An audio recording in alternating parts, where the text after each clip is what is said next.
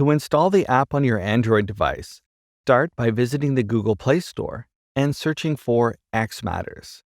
Tap on the app and install. After the app is installed, open it and you'll see a prompt to enter your X Matters host information. Your host name is your company name followed by .xmatters.com. If you're logged into the X Matters desktop, it's easier and faster to log in using the QR code. On your X Matters desktop, go to the My Devices page, click Add Device, Mobile App. In the mobile app, tap on Login with QR code. Give X Matters access to the phone's camera, and scan the QR code displayed. That's it, you're ready to go. If you want to add another account to this device, you can open the menu and select Accounts.